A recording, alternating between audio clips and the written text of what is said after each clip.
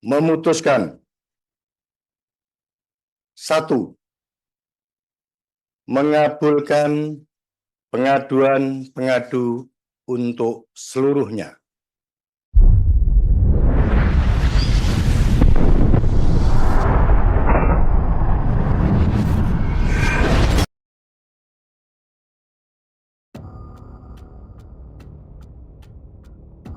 Hasyim Asyari dilaporkan ke DKPP RI. Ketua KPU tersebut terjerat tindakan asusila dengan perempuan atas nama Cindra yang membuat Cindra mengalami gangguan kesehatan.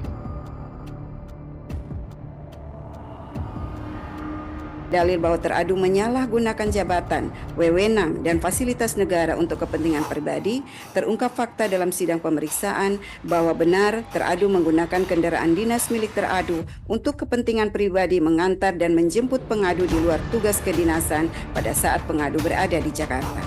Bahwa teradu juga terbukti memfasilitasi tiket pesawat pengadu pulang pergi Jakarta Singapura dengan total biaya sebesar 8.697.500 rupiah.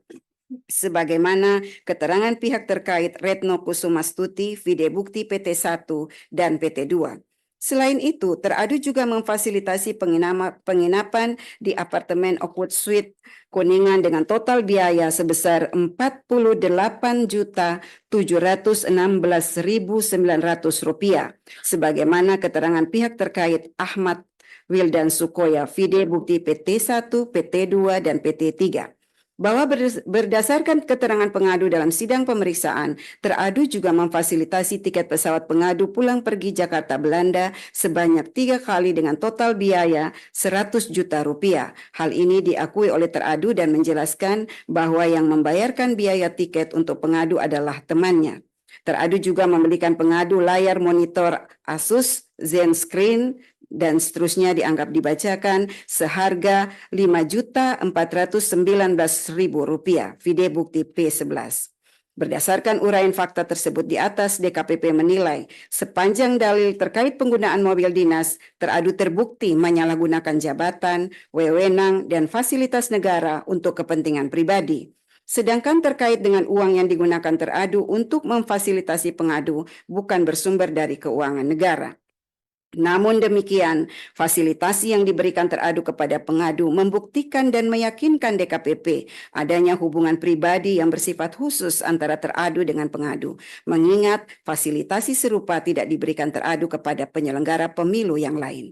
Berdasarkan seluruh uraian pertimbangan di atas, DKPP berpendapat dalil pengaduan pengadu sepanjang pada angka 4.1.2 terbukti dan jawaban teradu tidak meyakinkan DKPP. Teradu terbukti melanggar ketentuan pasal 6 ayat 1, pasal 6 ayat 2 huruf A dan C, pasal 6 ayat 3 huruf E dan F, pasal 17 ayat 1, pasal 10 huruf A, pasal 11 huruf A, pasal 12 huruf A, pasal 15 huruf A dan huruf D, pasal 16 huruf E, dan pasal 19 huruf F, Peraturan DKPP nomor 2 tahun 2017 tentang Kode Etik dan Pedoman Perilaku Penyelenggara Pemilu. 4.4.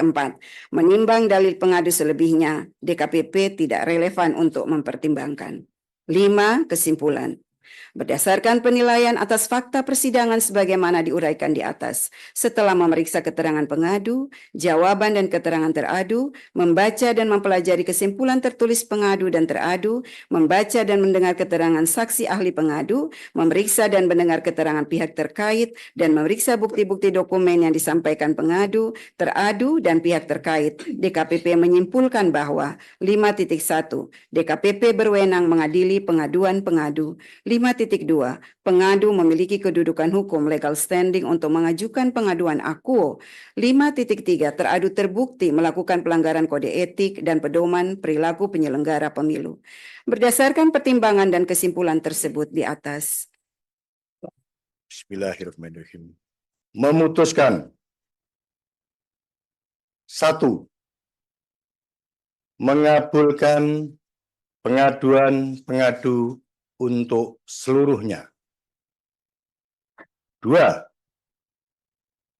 menjatuhkan sanksi pemberhentian tetap kepada Teradu Hasyim Asyari selaku Ketua Merangkap Anggota Komisi Pemilihan Umum terhitung sejak putusan ini dibacakan. 3.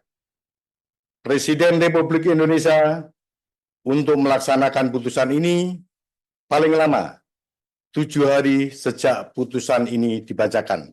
Dan 4. Memerintahkan Badan Pengawas Pemilihan Umum untuk mengawasi pelaksanaan putusan ini. Demikian diputuskan dalam rapat pleno oleh 6 anggota Dewan Kehormatan Penyelenggara Pemilu, yakni Hedi Uligito selaku Ketua Merangkap Anggota, C. Kristiadi, Ratna Dewi Pitalolo, Idewa Kade Wiarsara Kasandi, Muhammad Tio Aliansa, dan Loli Suendi masing-masing sebagai anggota. Apakah akan berpengaruh terhadap pemilu Pilpres yang sebelumnya sudah terlaksana? Kita tunggu saja informasi dari pihak korban asusila lainnya.